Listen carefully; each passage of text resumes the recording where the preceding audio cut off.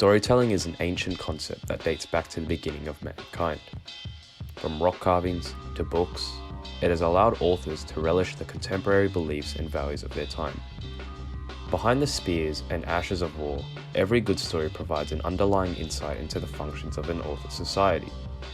Storytelling connects people across historical eras, and with every read or listen, establishes connections that shape our own perspective of the current world. I'm Jason, and today I'm going to discuss the differences in values presented in Much Ado About Nothing and Brian Percival's 2005 adaptation of the play. Growing up, we all listen to the same kind of story. A valiant hero overcomes the odds to defeat a despicable villain. We learn to view heroes with admiration, and the bad guy with disgust.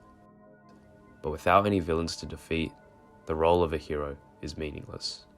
In Shakespeare's Much Ado About Nothing, the villain is Don John. His sole role in the plot is to sabotage the relationship between Claudio and Hero. We're provided minimal details regarding his past or any reasoning that would justify his actions, other than the cynical connotation we form early on from his stiff and over-elaborate speech. I thank you. I am not of many words, but I thank you. Despite failing to overthrow his own brother, he is still welcomed into Messina with open arms. Don John's vacuous response to a genuine and reconciling welcome depicts him as a shallow character with malevolent intentions. Throughout the play, Shakespeare upholds our assumptions through Don John's monologue, as he admits himself is just a plain-dealing villain. Don John delineates Shakespeare's understanding of bad people during the Elizabethan epoch, accentuating the belief that a person's evil qualities were inherited from birth, supporting the notion that there was no requirement for any underlying motive.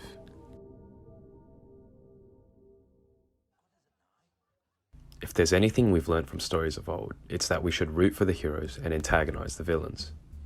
However, modern compositions are beginning to adopt a different perception of villains.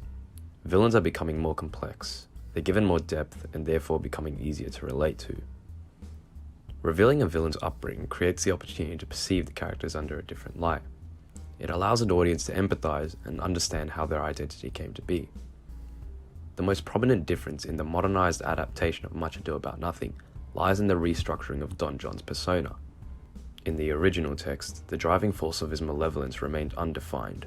However, the rewritten adaptation of Don John unveils the motivations for his actions. Heartbreak.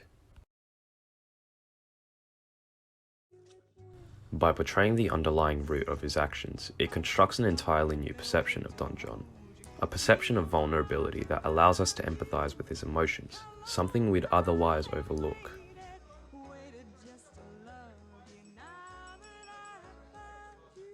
know it's a bit whirlwind and everything, but earlier on this evening I asked Hero if she would marry me. And I'm delighted to say that she's agreed to be my wife. The director incorporates an over-the-shoulder camera shot, bringing salience to Hero and Claudio's hug. This accentuates Don John's feeling of betrayal to the audience and creates an understanding for the malicious activities he carries out later in the film. It reflects on our society's contemporary beliefs, that in comparison to previous times, every action is carried out with a subconscious or conscious motive in mind. This is juxtaposed by the idea that humanity could partake in the suffering of others without logical basis. What do you visualize from the word honor? Perhaps a knight defending its castle, or a man dying on the front lines for his country. It's unlikely you would have visualized a woman in the context of honor. While honor is universal to both men and women, its standards have been historically gendered. The values of honor are varying with time. In its prevalence, women maintain their honor through remaining chaste and refraining from sexual intercourse. For a woman to lose her virginity before marriage would tarnish her honor, and to tarnish a woman's honor would also tumble down on those who associate with her. The importance of a woman's honor is signified in Much Ado About Nothing, as many of the issues foretold are centered around Hero's chastity. Claudio's public humiliation of Hero is the climax of Much Ado About Nothing.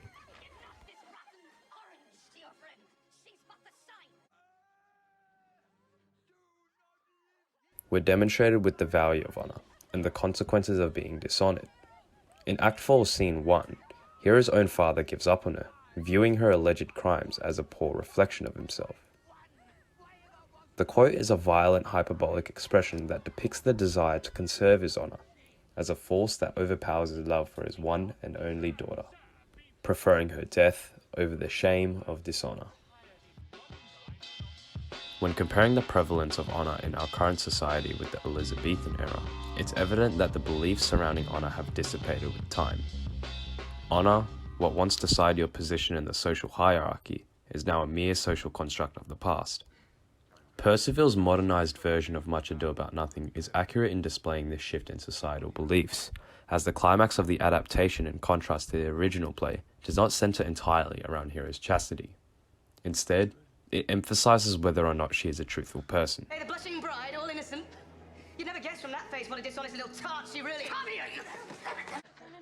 When she is accused of being unfaithful, rather than resorting to her death as preservation of his honor, her father is swift in defending her until proven untruthful beyond reasonable doubt. The amplification of Leonardo's voice in this scene is an automatic instinct in response to the lash of slanderous comments directed at Hero. It serves to show the shifting views on honor, that it's irrelevant, and that a person's love for their child should be, and is larger than any desire to maintain one's social status. Storytelling is an activity that will transcend far beyond the longevity of our lives. It's an activity that allows us to connect and understand societies across historical eras. Much Ado About Nothing and the film's modern adaptation have been both effective in representing the core societal values of their time. Through storytelling and the interpretations of various characters and beliefs, we broaden our understanding of future conflicts in the real world. For without storytelling, humans would forever remain stagnant.